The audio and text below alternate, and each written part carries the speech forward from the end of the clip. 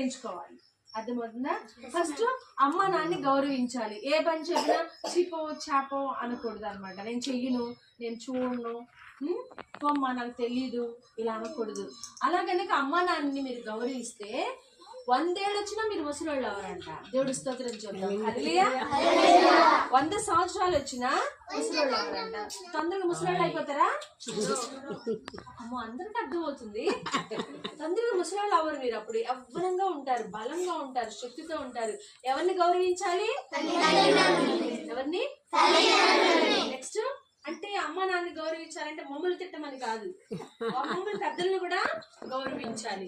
Road మీద ఎవరైనా ముసలోళ్ళు వెళ్తున్నా హెల్ప్ చేయాలి. అర్థమవుతుందా? చీ అనకూడదు. గుడ్డోళ్ళు కనిపిస్తే హెల్ప్ చేయాలి, గుండోళ్ళు కనిపిస్తే హెల్ప్ చేయాలి.